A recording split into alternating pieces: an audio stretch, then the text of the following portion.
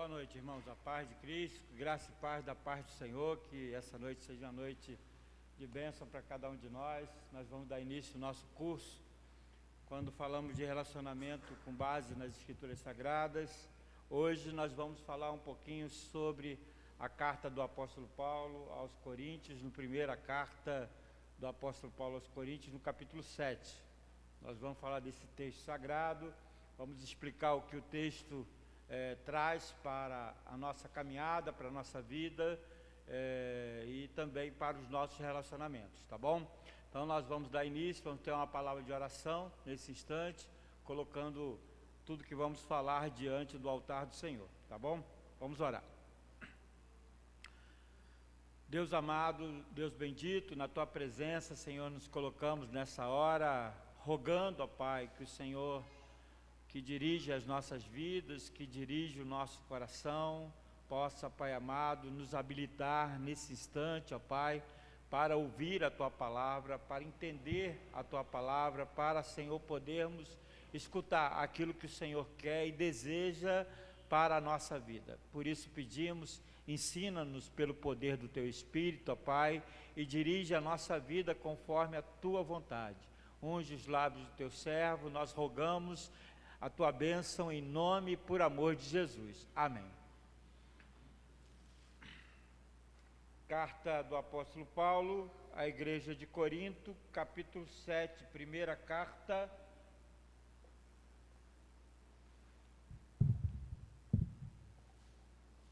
aos Coríntios, no capítulo 7, diz assim: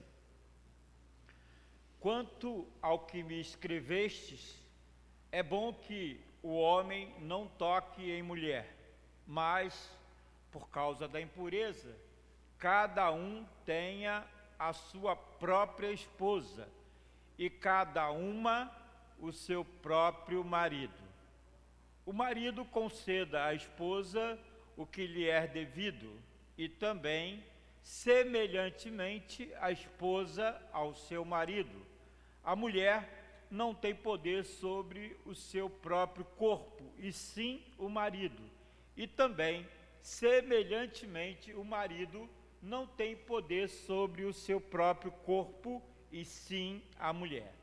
Não vos priveis um ao outro, salvo, talvez, por mútuo consentimento, por algum tempo, para vos dedicardes à oração e novamente vos ajuntardes, para que Satanás não vos tente por causa da incontinência.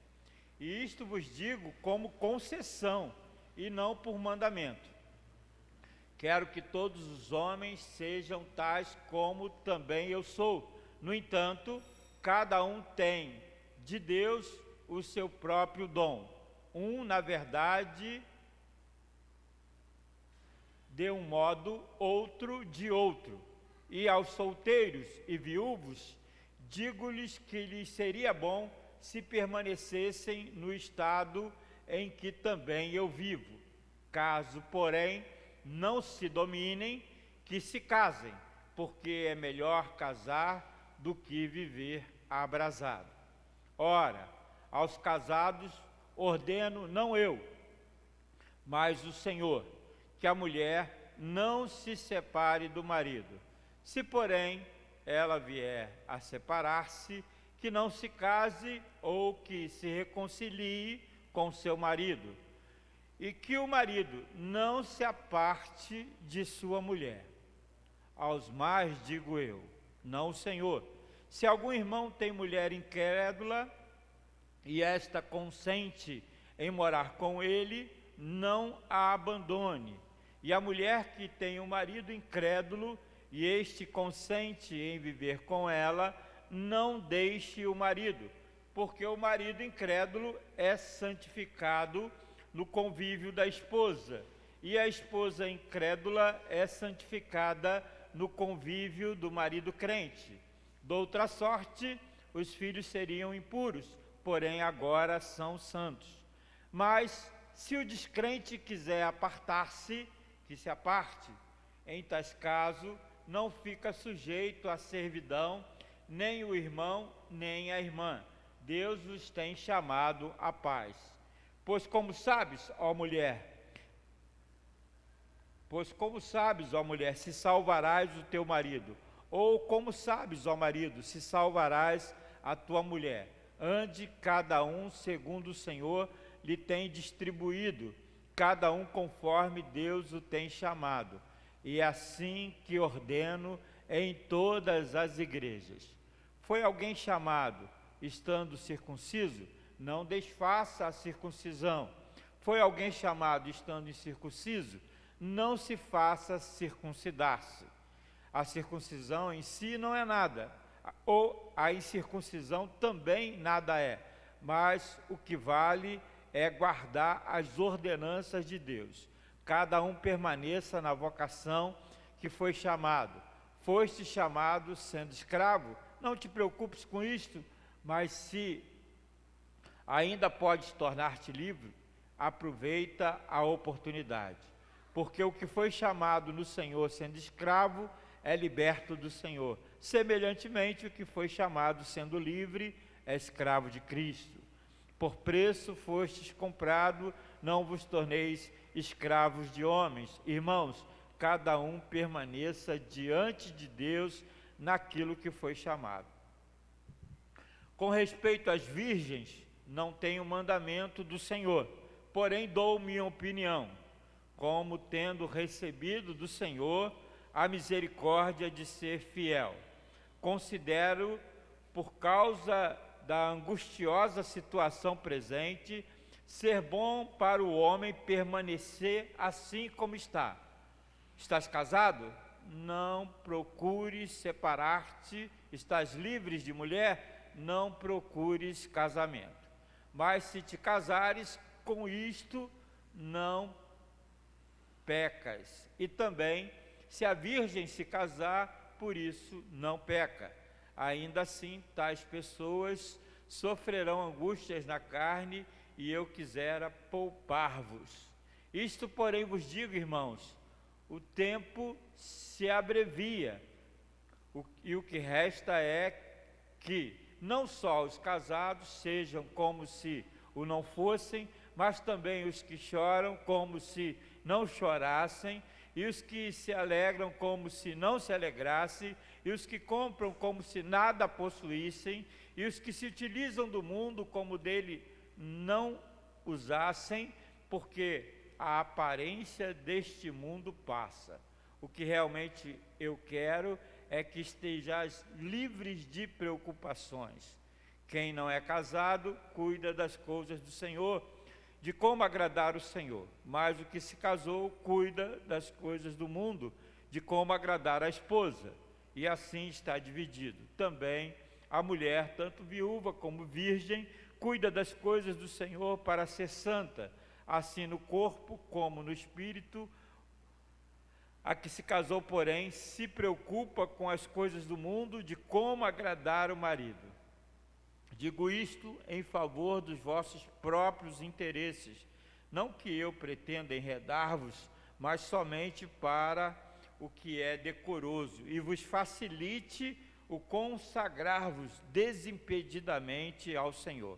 Entretanto, se alguém julga que trata sem decoro a sua filha, estando já a passar-lhe a flor da idade, e as circunstâncias o exigem, faça o que quiser, não peca, quer se casem. Todavia, o que está firme em seu coração, não tendo necessidade, mas domínio sobre o seu próprio arbítrio, e isto bem firmado no seu ânimo, para conservar virgem a sua filha, bem fará.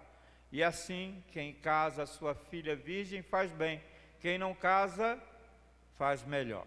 A mulher está ligada enquanto vive ao marido, contudo, se falecer o marido, fica livre para casar-se com quem quiser, mas somente no Senhor.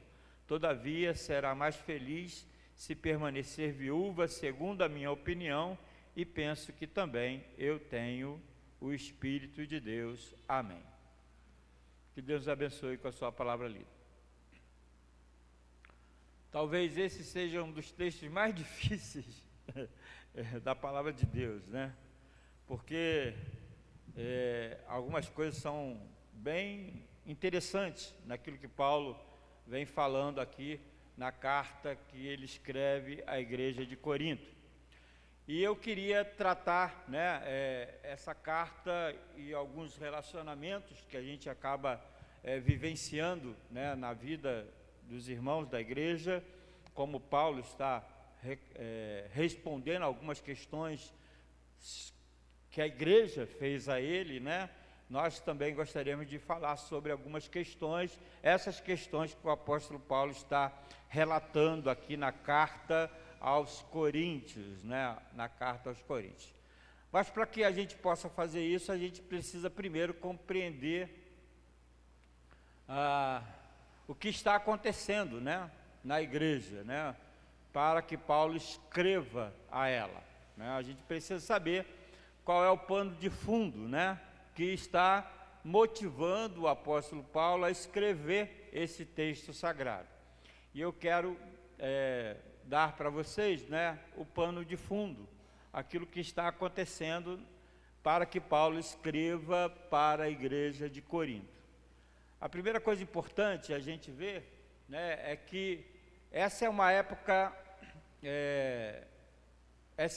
difícil, né,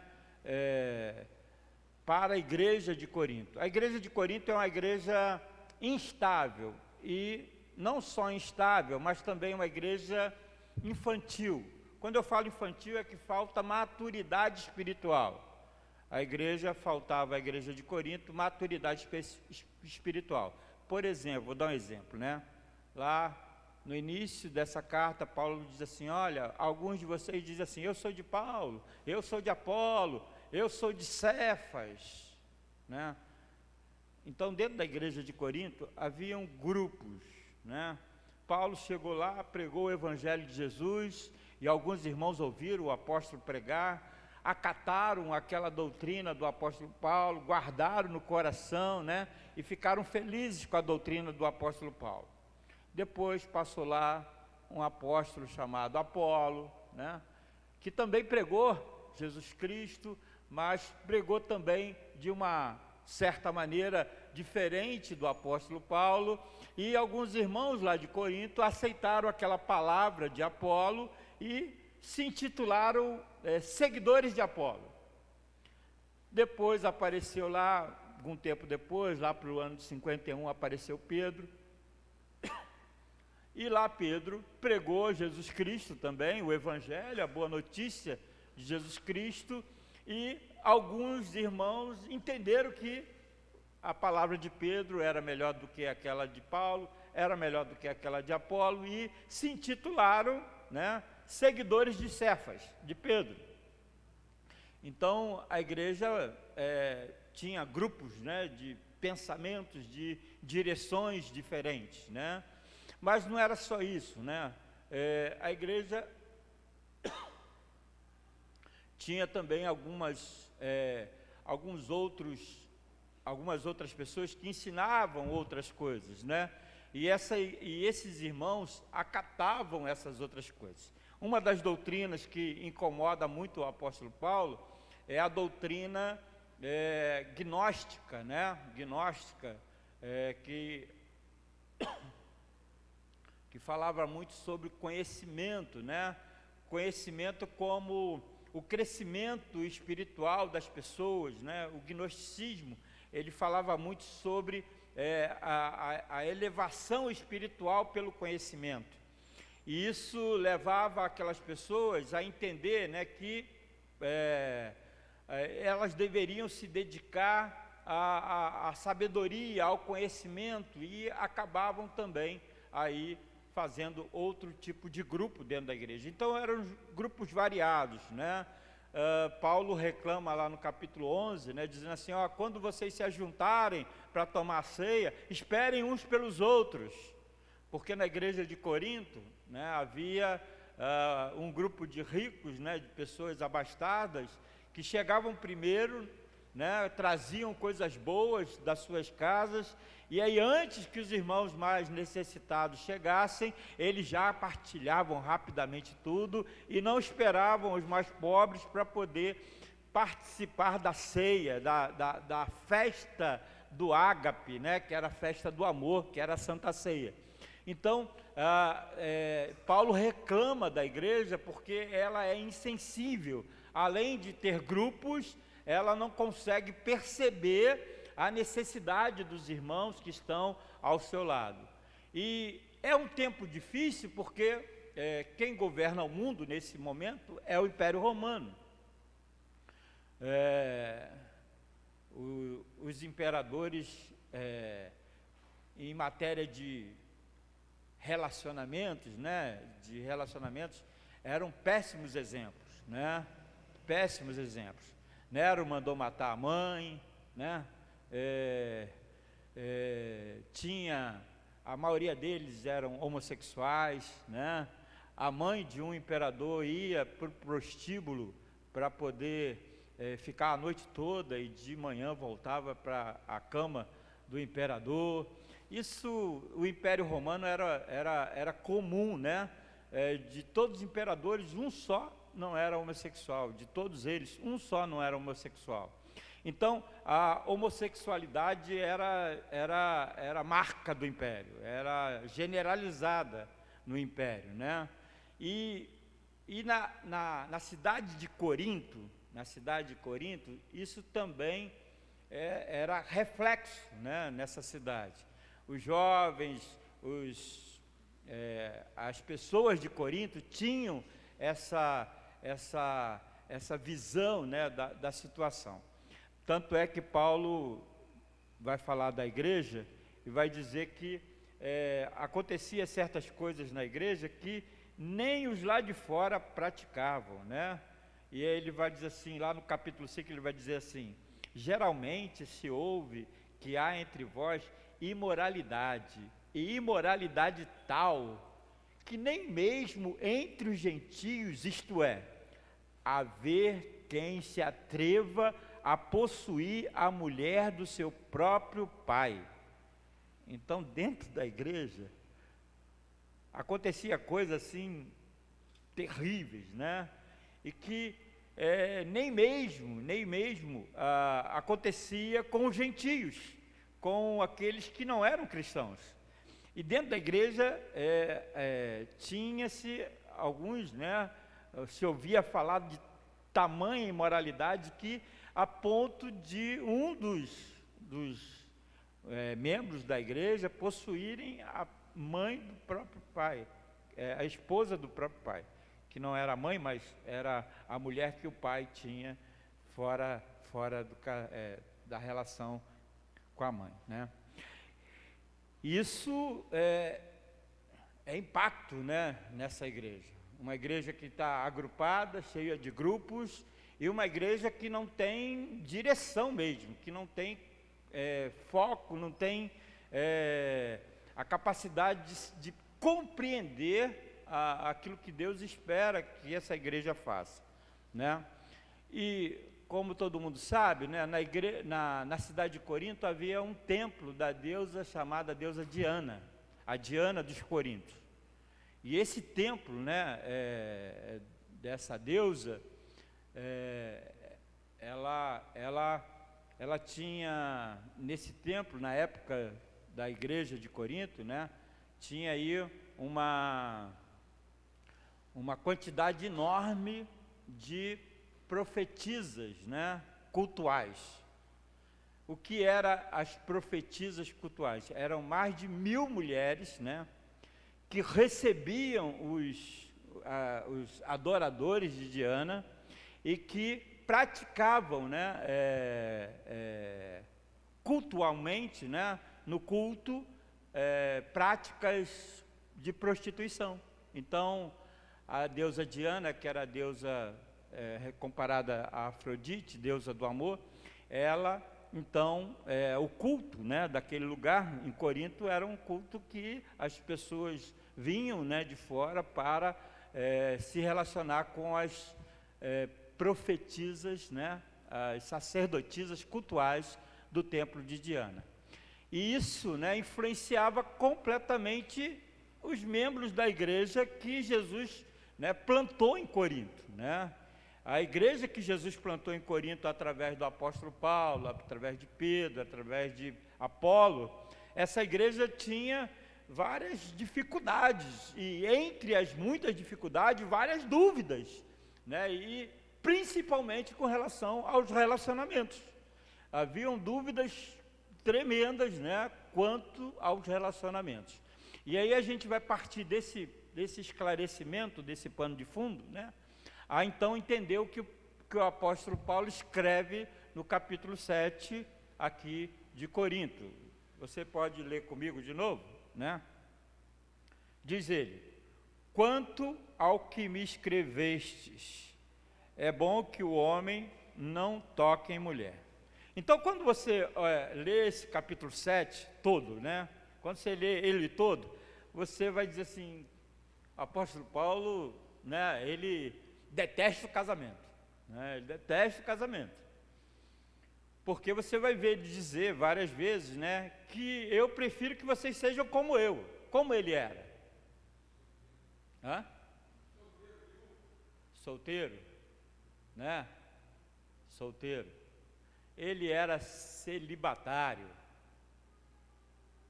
né? Então ele era, tem uma comunidade, né? As Setas, né? João Batista fundou essa comunidade Asceta, né?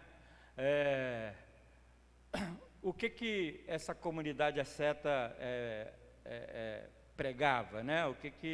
Qual era o ensino que se pregava nessa comunidade? Essa comunidade era a comunidade que entendia que a carne é má e que o espírito é bom. Que o espírito é bom. Se a carne é má, né, e o espírito é bom, se você ler as escrituras, você vai ver assim, tem que fazer morrer a carne, para que o espírito, né, se sobressaia, né? Paulo escrevendo vai dizer, quem me livrará desse corpo de morte, de pecado, né? Então, essa comunidade, ela rejeita a carne, ela rejeita as obras da carne, aquilo que a carne, né, entende, essa comunidade entende que a carne é má e, portanto, ela rejeita tudo aquilo que se refere ao ser carnal, e principalmente a questão da imoralidade, né, principalmente a questão da imoralidade. Então, o que eles faziam? Eles se afastavam até mesmo dos centros, dos grandes centros da cidade, e se fechavam em grupos pequenos, onde não havia mais mulheres e que eles não teriam relações sexuais, eles se tornavam asceta, né? Se tornavam celibatários, assim como Daniel, né? Daniel, ele era eunuco, né? Eunuco é aquele cara que ele é levado para servir diante do rei, mas para isso ele precisa precisa cortar, né, o órgão sexual para que ele possa servir ao rei. Então ele não pode ter relação sexual.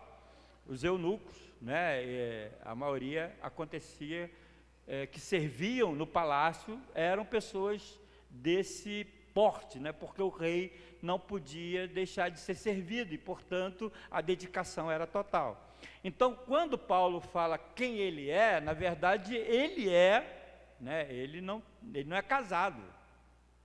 Paulo não é casado. Paulo é celibatário. Ele entende, né, que ele segue essa linha de se preservar, né, para o serviço de Deus e, portanto, fora para ele está o casamento. Aí você olha para esse capítulo 7 e vai dizer assim, que isso, né? Paulo odeia o casamento, ele odeia. Quando você lê, depois você lê com calma de novo, né? Você vai ver que isso vai estar estampado, né? Essa questão do apóstolo Paulo, e que ele orienta várias vezes que prefere que vocês sejam iguais a ele. Ou seja, vocês sigam essa mesma linha, né? A linha do celibato. Vocês tenham essa mesma perspectiva.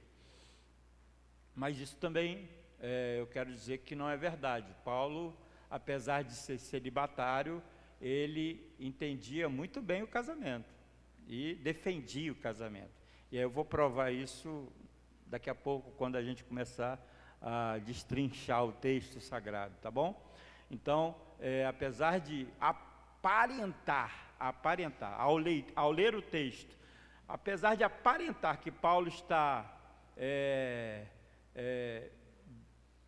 defendendo o celibatário em oposição ao casamento, isso não é verdade, tá bom? Então a gente vai buscar esse entendimento. Então vamos ver o que a igreja está perguntando para o apóstolo Paulo, o que a igreja quer saber e que o apóstolo Paulo está respondendo à igreja de Corinto, né?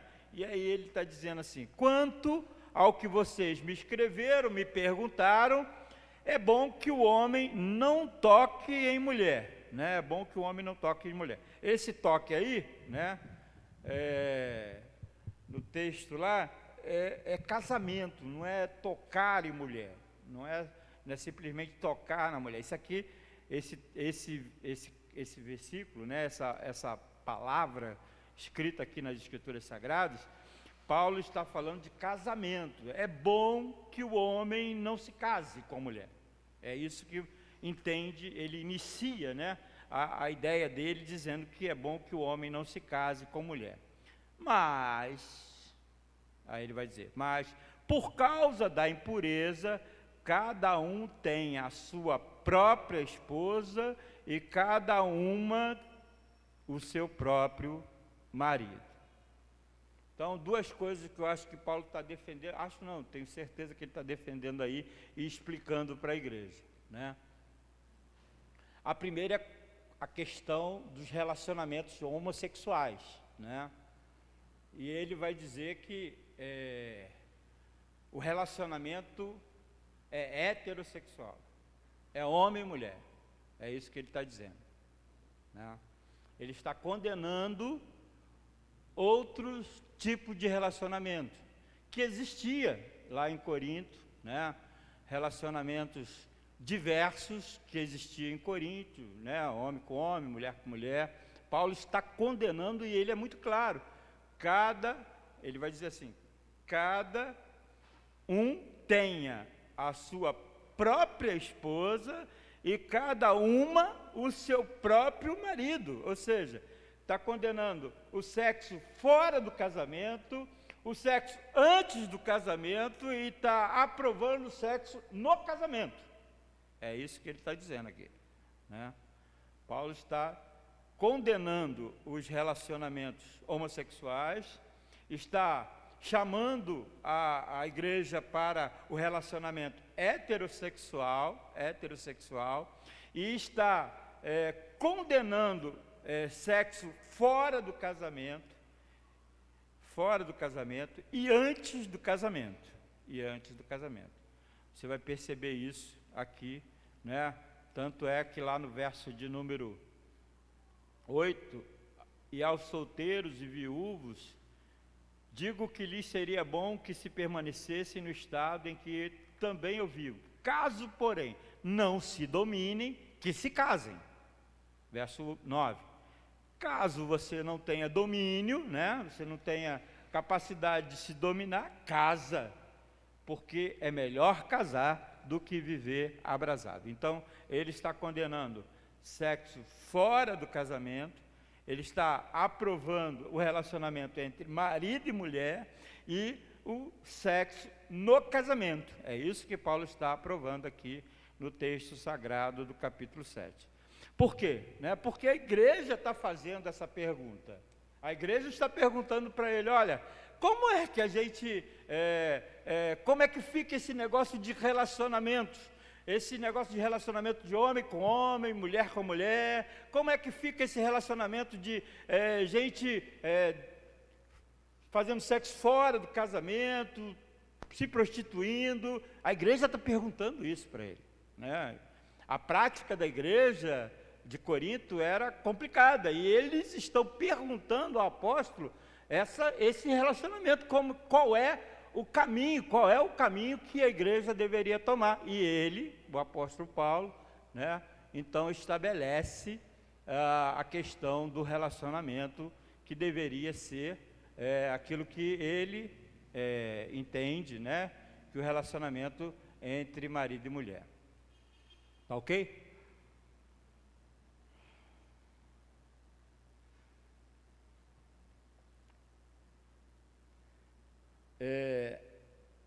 A gente vai continuar lendo, né?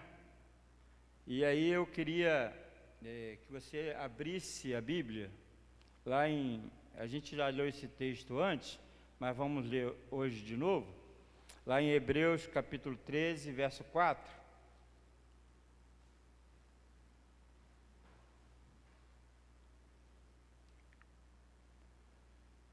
Diz assim: digno de honra entre todos seja o matrimônio, bem como o leito sem mácula, porque Deus julgará os impuros e adúlteros, os impuros e os adúlteros. Algumas pessoas acham que a carta aos Hebreus não é carta paulina, não é carta da pena de Paulo, né? Mas mesmo que não seja carta paulina, alguns dizem que é até de Apolo, o texto de Hebreus, o livro de Hebreus. Alguns acham que pode ter sido escrito por Apolo. Mas a carta aos Hebreus, se não for do apóstolo Paulo, porque não há confirmação que ele escreveu a carta, no entanto, a carta aos Hebreus tem a doutrina apostólica, a doutrina pensada, a doutrina ensinada do apóstolo Paulo. Ela tem essa doutrina apostólica, a carta tem a pena paulina. Alguns estudiosos vão dizer assim, olha, não tem como dizer que Paulo não influenciou nesse negócio aqui. Paulo influenciou nessa carta, porque as doutrinas que estão em Hebreus são doutrinas que o apóstolo Paulo ensinava e pregava. Então, a gente tem a carta aos Hebreus, e nesse capítulo 13, verso 4, né, a carta aos Hebreus defende, né, o leito sem mácula, né, o leito sem mácula. Ou seja, né, o casamento, né, tem como base, né, aquilo que lá em Gênesis, no capítulo 1, no verso 28, né, tem lá, né, deixa o homem pai e mãe, e os dois serão uma só carne, uma só carne. Tem base, né, nessa questão que é fidelidade. O casamento tem como base a fidelidade, né? A gente vai ver isso, né, várias vezes. O próprio Jesus defendendo, né, quando os judeus, os saduceus perguntam, né, sobre os judeus mesmo, os sacerdotes, né, os fariseus perguntam a Jesus sobre o divórcio, né? E aí Jesus vai dizer assim, não foi assim, não era assim que Deus tinha determinado. Isso, Moisés permitiu o divórcio por causa da dureza do vosso coração. Nunca foi assim, esse nunca foi o projeto de Deus. Jesus defendendo o projeto de Deus, vai dizer, olha, nunca foi assim, desde o início nunca foi assim, pelo contrário. A carta que Moisés permite o divórcio é por causa da dureza do vosso coração, né? Então, os fariseus, né, a lei judaica, ela abriu espaço, né, para que o homem, por exemplo, se a mulher não fizesse uma boa comida, né, se queimasse o arroz, vamos fazer, né, pudesse dar carta de divórcio à mulher, mandar a mulher embora.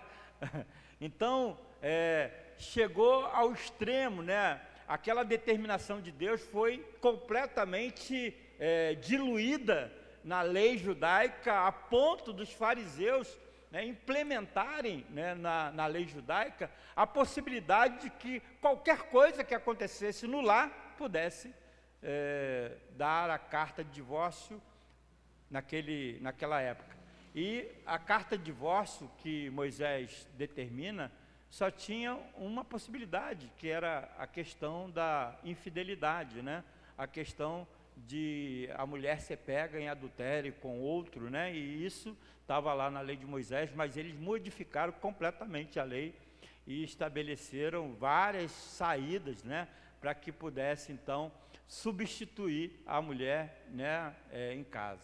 Então, o princípio que rege o casamento, né? O princípio que vai reger o casamento é a fidelidade, E essa fidelidade, ela precisa ser estabelecida em um tipo de padrão, né? Um tipo de relacionamento pessoal. Olha o que diz o apóstolo Paulo quando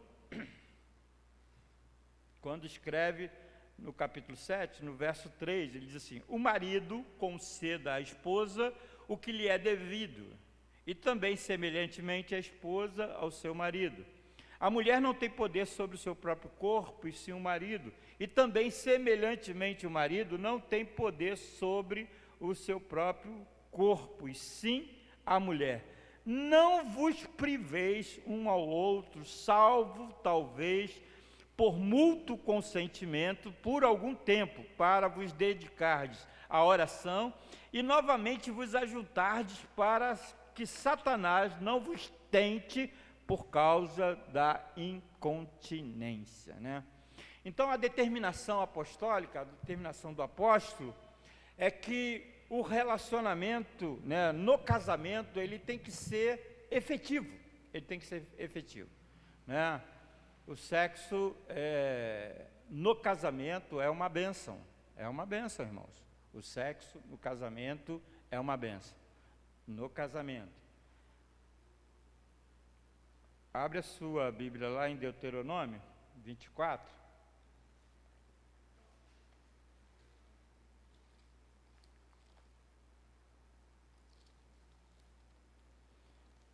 Deuteronômio é o livro da lei, e fala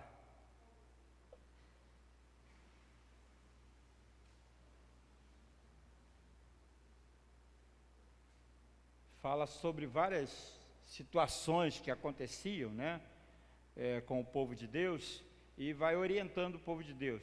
Olha o que diz o verso 5, Deuteronômio 24, verso 5. Homem recém-casado não sairá à guerra, nem se lhe imporá qualquer encargo. Por um ano ficará livre em casa e promoverá felicidade à mulher que tomou. Cara, para você ter uma ideia, Israel é um povo que era nômade, que não tinha lugar fixo, né? Era um povo que era nômade, estava indo para a terra prometida. Moisés estava levando esse povo para a terra prometida, para lá estabelecer o povo, E Deus então orienta o profeta Moisés, Moisés, para poder orientar, escrever algumas determinações, né? E entre as determinações que Moisés descreve, essa chama atenção, porque, por exemplo, toda guerra precisava de homem, Não era só, era a luta pela vida, era a luta para manter o povo, né? Manter o povo vivo, né? Estabelecendo a caminhada, estabelecendo o propósito da vitória. Independente disso, o texto sagrado vai dizer que Moisés escreve dizendo assim: olha, não adianta, não vai para a guerra, não vai. Casou, recém-casado, vai ficar em casa, não vai pegar em arma, não vai para a luta, vai ficar em casa durante um ano vai ficar em casa e vai promover a felicidade da mulher que o tomou. Cara, tem que ter relacionamento sexual, né? A ideia de Moisés é essa. A ideia é que não adianta você mandar o cara para a guerra se você tem uma guerra amanhã e você precisa que a família seja estabelecida, filhos sejam trazidos à vida e que amanhã tenha mais gente do que agora. Então, a questão lá do Gênesis, multiplicai-vos, enchei a terra, se estabelece aqui no texto sagrado. Moisés está preocupado, né, que no casamento haja relacionamento sexual para promover a ordem de Deus lá do Gênesis e manter a caminhada do povo de Deus indo adiante. Continua com a sua Bíblia aberta aí, e o sábio Salomão, né, lá em Cantares, Eclesiastes, perdão, lá em Eclesiastes,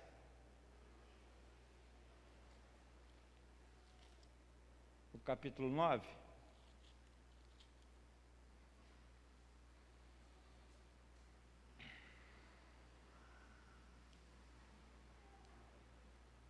no verso 9 diz assim: goza a vida com a mulher que amas todos os dias da tua vida fugaz, os quais Deus te deu debaixo do sol, porque esta é a tua porção nesta vida, pelo trabalho com que te afadigaste debaixo do sol.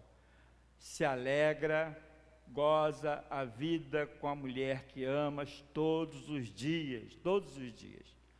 Irmãos, é praticamente as Escrituras dizendo que aquilo que o apóstolo Paulo está dizendo aqui em Coríntios, né?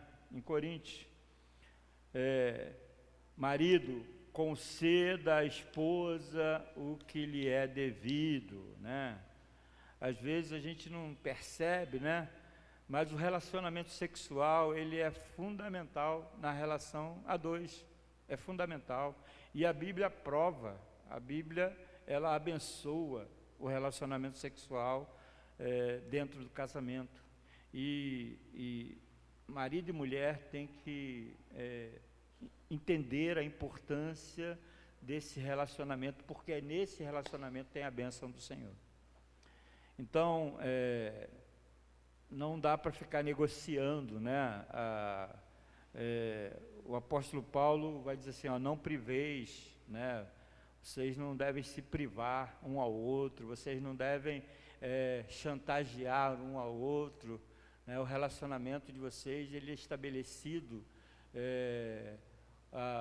ele é estabelecido pela palavra de Deus, e esse relacionamento é estabelecido porque no relacionamento entre marido e mulher, no casamento, tem a bênção do Senhor.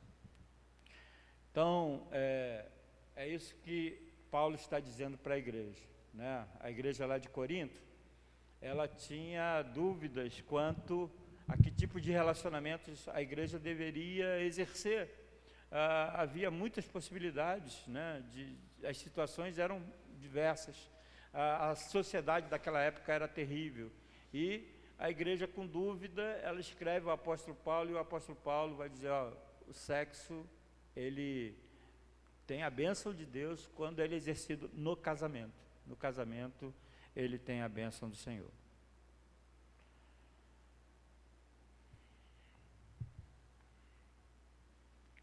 Vamos continuar aqui no texto sagrado, porque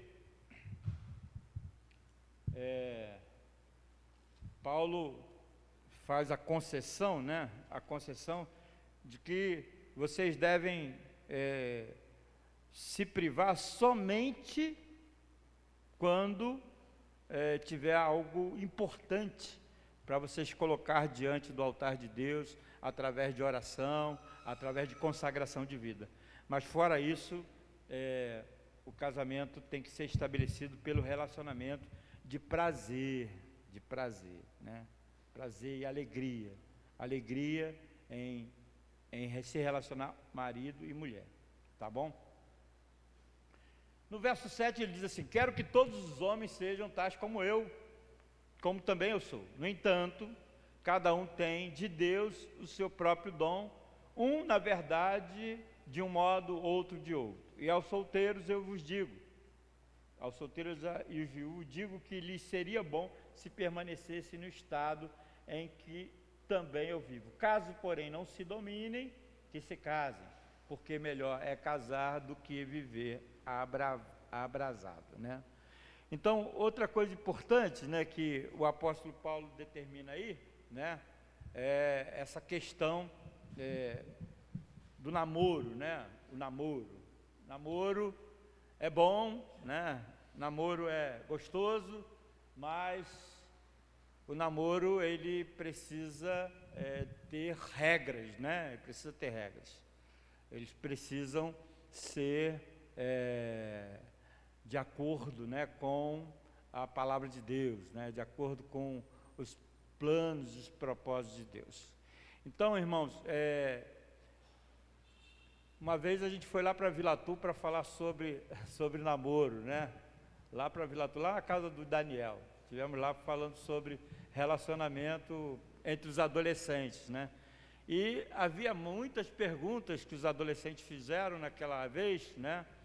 E uma das coisas que a gente tentou trabalhar, né, naquela vez, é que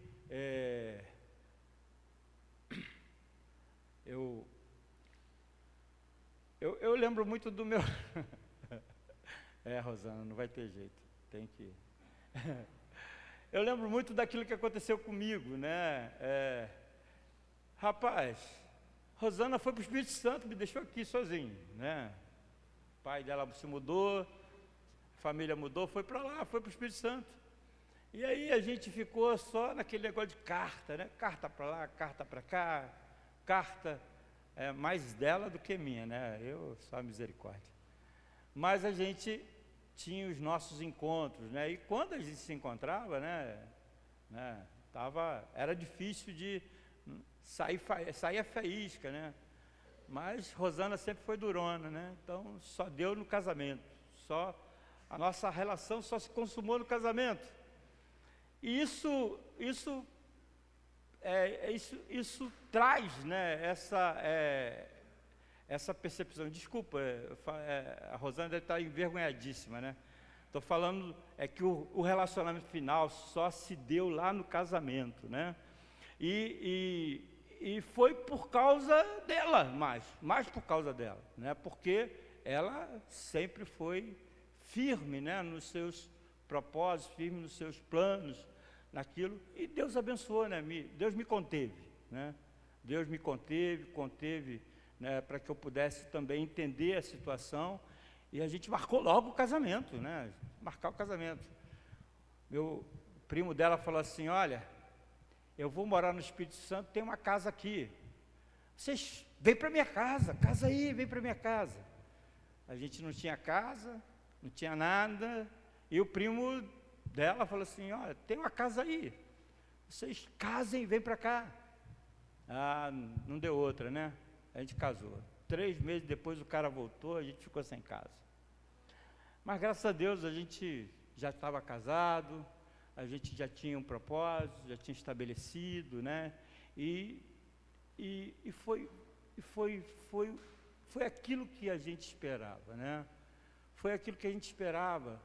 A bênção de Deus se concretizou na nossa vida. A bênção do Senhor se concretizou na nossa caminhada. E isso é importante, irmãos, porque quando a palavra de Deus ela é dada, é para nos auxiliar, para nos ajudar a entender que do nosso jeito vai dar errado. Do nosso jeito vai dar errado. Se a gente fizer daquele jeito que a gente quer, vai dar ruim. Mas do jeito que Deus quer, nunca dá ruim. Nunca dá ruim. Nunca dá ruim. Por isso o apóstolo Paulo está orientando, irmãos, não dá para escandalizar o nome do Senhor. Muitas das vezes nós não entendemos que nós representamos nesse mundo o nome do Senhor. E toda vez que o nome do Senhor é desonrado na nossa vida, né, tem consequências, Então, se a gente consegue manter a palavra de Deus na nossa vida, manter a palavra de Deus na nossa caminhada, o nome de Deus é honrado e Deus nos honra com a sua bênção. Deus nos honra com a sua bênção.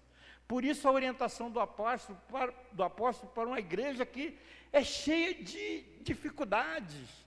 E ele está orientando, irmãos, fora do casamento, não. Desonra o nome do Senhor, desonra o nome de Deus. Faz no casamento não desonra o nome do Senhor. Não desonra o nome de Deus. E Deus vai abençoar. Nós temos vivido tempos, né, de modernidade, que virgindade, né, essas coisas parecem ser do passado, mas a Bíblia ela nunca mudou, né? A Bíblia nunca mudou. E a Bíblia ela não muda porque, na verdade, é porque ela se permanece, né? Ela se perpetualiza, porque ela traz aquilo que Deus estabelece. Os homens podem mudar, né? As coisas podem mudar. Eu vou dizer para vocês o que a gente tem tido angústias, né? Angústias.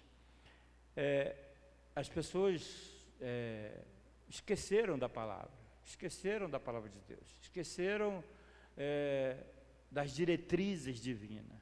E quando as pessoas esquecem das diretrizes divinas, o que acontece, irmãos, é o que diz o Salmo 1, né? O caminho do justo Deus conhece, mas o caminho do ímpio, Deus deixa ele ir sozinho, porque ele está indo para a morte. O caminho do ímpio perecerá, ele está indo para a morte, ele se une, né, com aquilo que tem no seu tempo e vai em direção à sentença de morte. Então Paulo está orientando a igreja para que a igreja possa... O objetivo aqui, irmãos, é não escandalizar o nome do Senhor. Por isso Paulo está dizendo que o casamento, o sexo, a relação sexual precisa ser estabelecida no casamento. E fora dela vai escandalizar o nome do Senhor. Fora dela vai trazer a perda, né, da estabilidade da igreja daquele lugar.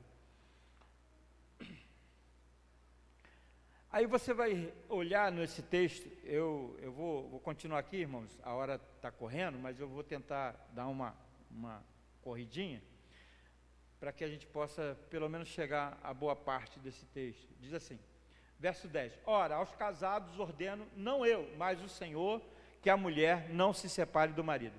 Percebe que Paulo está dizendo assim, agora quem ordena é o Senhor, e agora...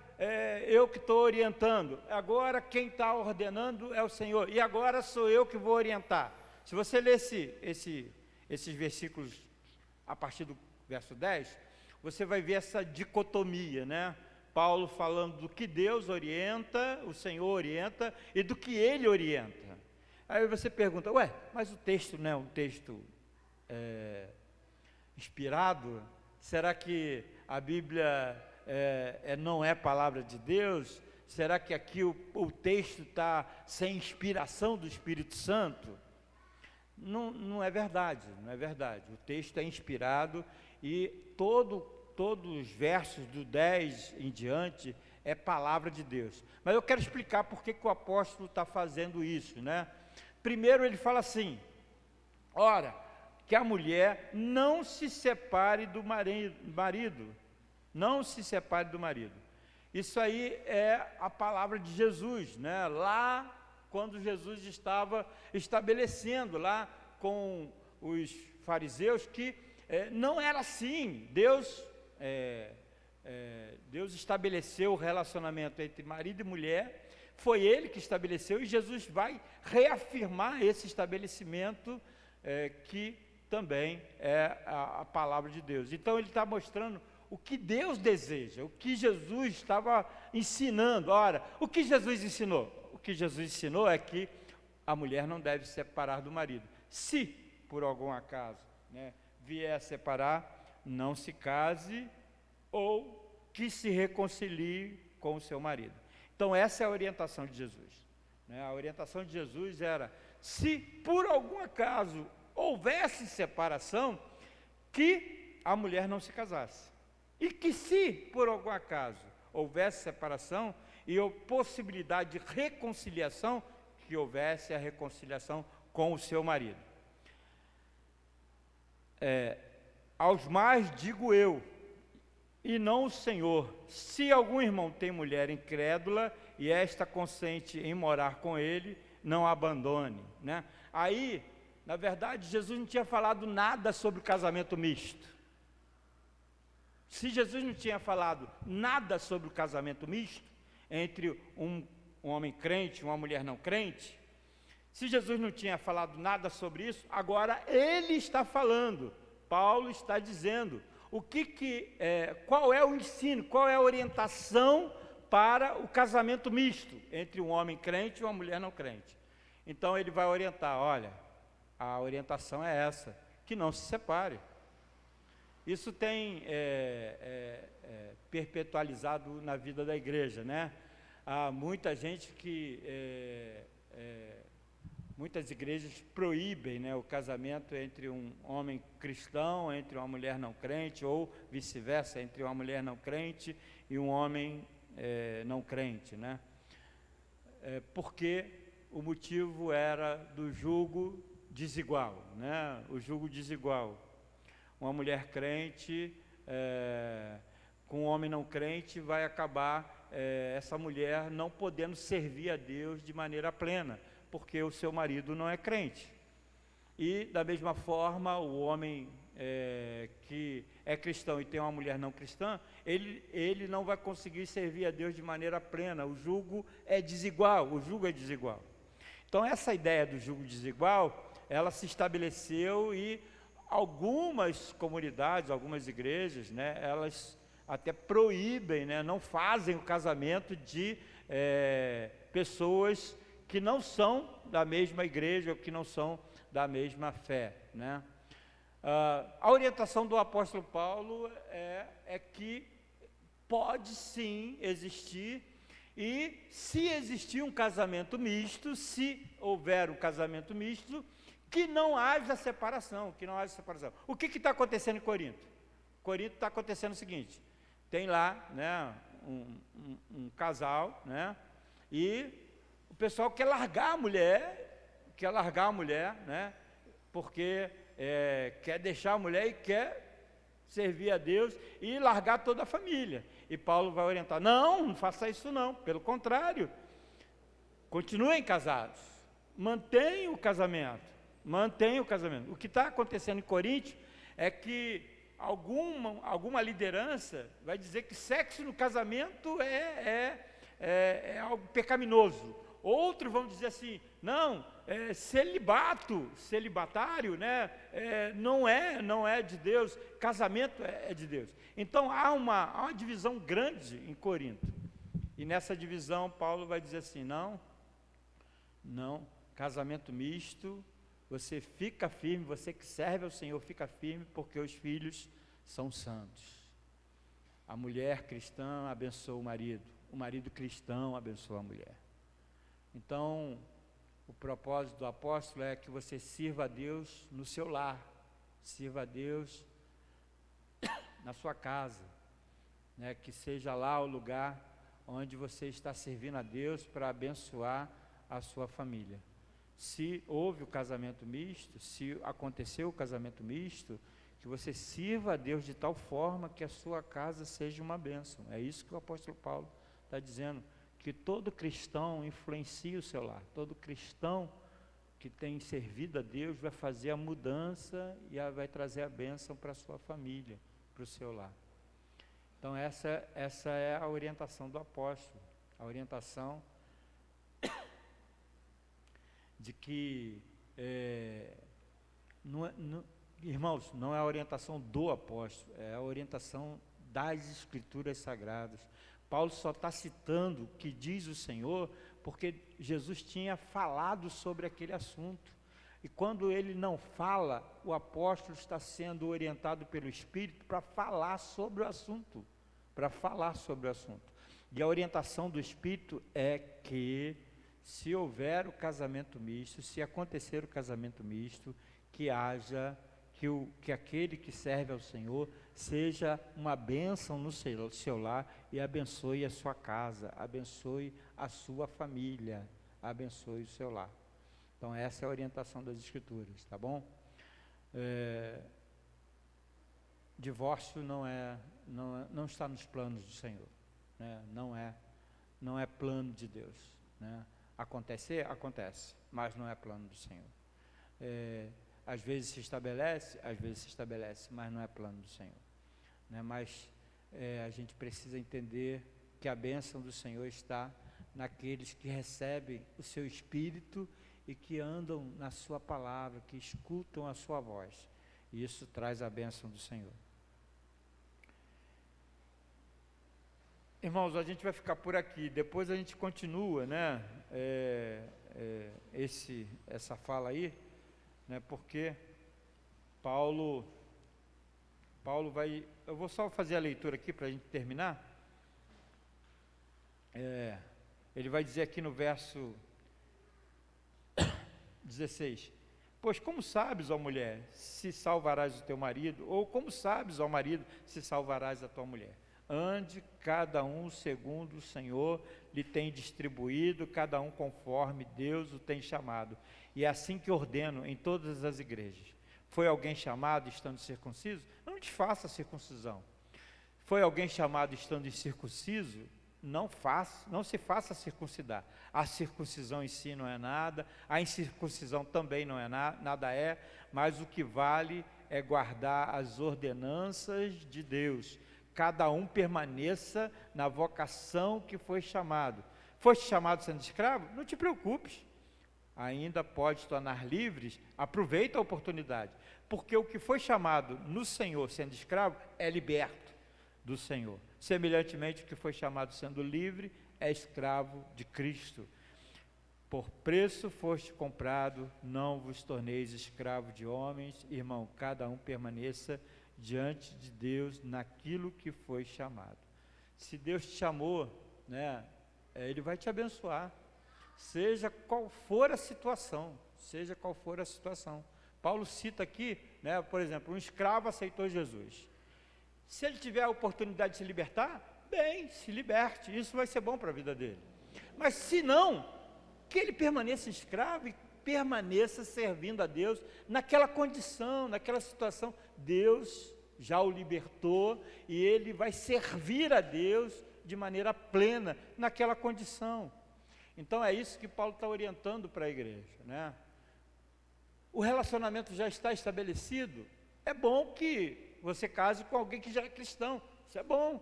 Mas se o relacionamento está estabelecido, ou se vai estabelecer dessa forma, dessa maneira, querido, você vai ter a bênção do Senhor. Você vai ter a bênção do Senhor.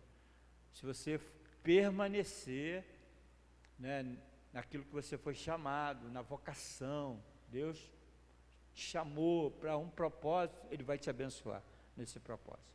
Então é isso que traz a palavra de Deus nessa noite, que nós possamos ser abençoados com essa palavra, em nome de Jesus. Amém? Alguém quer perguntar, fazer alguma pergunta?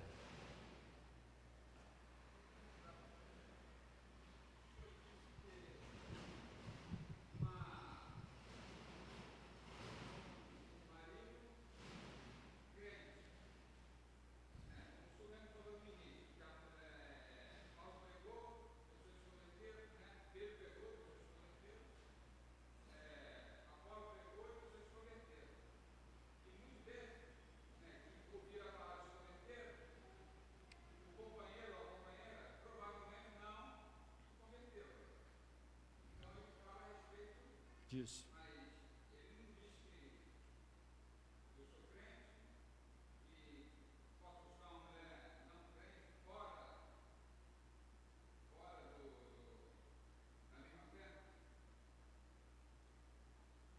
Poder pode, né? Mas você já vai saber que há um jugo desigual.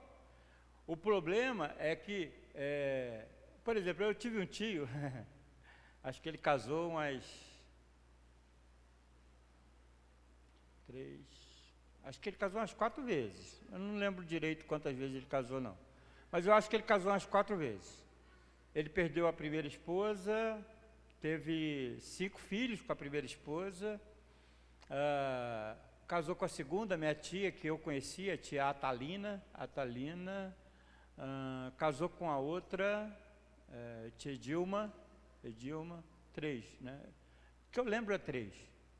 Mas ele tinha meu tio Anaí tinha um negócio na cabeça, né? Ele falava assim, olha o que ele dizia: não, eu vou casar com uma mulher não crente, porque ele ficou viúvo, ele não se separou, ele ficou viúvo, né? E ele tinha isso na cabeça dele: não, eu vou casar com uma mulher não crente. As minhas 2 tias, elas não eram crentes. A primeira era cristã, as outras 2 não eram. As outras 2 não eram crentes. E a proposta que ele tinha no coração, e ele dizia: não, é que eu quero trazer mais alguém para Cristo. Eu quero ser usado como instrumento para trazer mais alguém para o Senhor. E ele trouxe todas as 2 ele trouxe para o Senhor. Todas as 2 se tornaram mulheres de fé, de esperança, creram em Cristo. É o chamado, Deus chamou ele para isso, né? Ele tinha essa percepção, e Deus abençoou ele, para que ele pudesse ser um instrumento de bênção na vida daquelas pessoas. Então, quando você é chamado, quando Deus te chama para o propósito, né? Peraí, Deus mandou Oséias casar com quem? Com a crente? Casou com a prostituta. Oséias, Deus mandou ele casar com a prostituta, porque Deus tinha um propósito de falar através do relacionamento de Oséias para o seu povo, para mostrar para Oséias como ele, Deus, se sentia em relação ao relacionamento entre a igreja e o Senhor. Então, é assim, não é recomendável não é você recomendar que alguém que é cristão case com alguém não cristão. Certamente vai ter um jugo, vai ter um peso a mais, o peso vai ter sempre um peso a mais. Agora, se você foi chamado para um propósito, querido, não tem inferno que vai permanecer naquele negócio, porque Deus vai estar contigo naquele propósito. Então, é o que o apóstolo Paulo está dizendo aqui. Olha, chamado para isso? Foi chamado para isso? Deus te vocacionou para isso? Então vai, porque não vai haver problema. Deus te chamou para poder realizar um propósito desse? Não vai haver problema. Então, independe, né? Porque eu já vi muita gente casar na igreja e não dá certo. Porque nem todo mundo diz Senhor, Senhor vai entrar no reino. E aí casou com jugo desigual dentro da igreja, né? Dentro da igreja. Casou com jugo desigual dentro da igreja. Você vai saber, conhecer, né? Você conhece o interior que só Deus conhece. Só Deus conhece. Então, nem sempre tem fórmula, né? A fórmula A é só A mais B que vai dar C. Não. Deus trabalha de diversas formas, diversas maneiras, né? E Deus trouxe Ruth lá de Moabe, para que ela pudesse fazer parte até da genealogia de Jesus. E o jugo era desigual.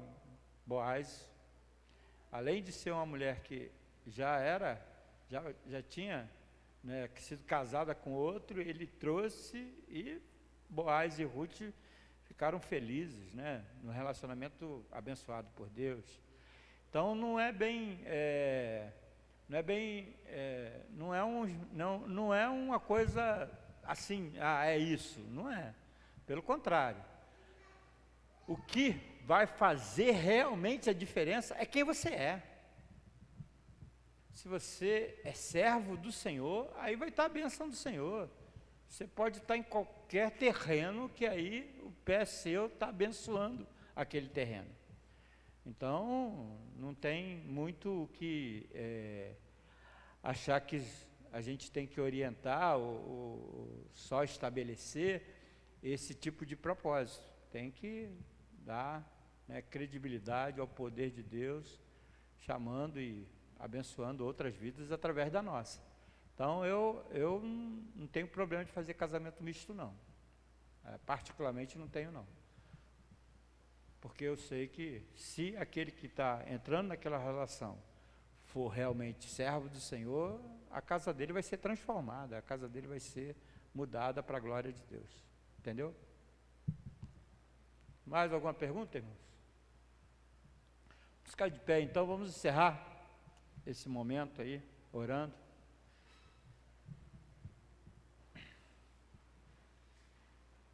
Alguém pode orar? Toma aqui o microfone.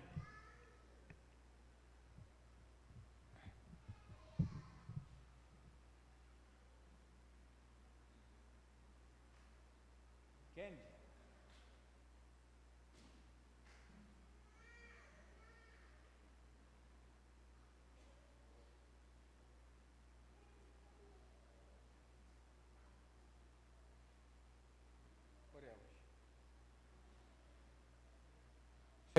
Senhor, nosso Deus e nosso Pai, graças te damos, Senhor, pela tua palavra, pelos teus ensinamentos, ó Deus.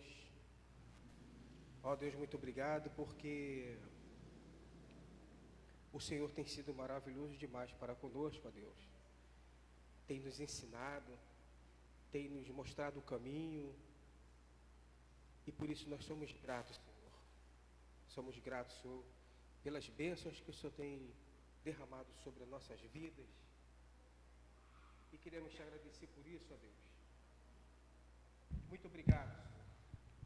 Muito obrigado, Senhor, por cada família, meu Pai, por cada casal que está aqui nessa noite, ó Deus.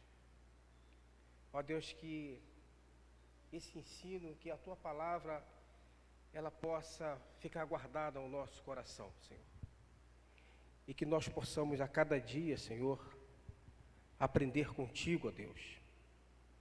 Obrigado, Deus, pela vida do pastor Robson, ó Deus. Que o Senhor continue abençoando a vida dele, Senhor, dando direção a ele. Ó Deus, que através dos ensinamentos que o Senhor tem colocado no coração dele, Senhor, tem nos alimentado, e eu tenho certeza que tem alimentado cada casal, cada um que tem subido à tua casa, para aprender aquilo que o Senhor quer de melhor para a nossa vida, ó Deus. E nós somos gratos por isso, ó Deus. E queremos te pedir também, Senhor, que o Senhor nos conduza aos nossos lares em paz, em segurança, ó Deus. Que o Senhor venha nos dar uma noite abençoada, meu Pai. Ó Deus, muito obrigado por essa noite. Louvado e engrandecido seja o teu nome, Senhor. Nós te louvamos e te agradecemos em nome de Jesus. Amém, Senhor. Irmãos, estamos encerrados. Gostaria de pedir aos irmãos que entrem lá no canal, né? Essas aulas estão todas sendo colocadas lá. Partilhem lá no canal da igreja os estudos aí. Deus possa estar nos abençoando aí cada vez mais.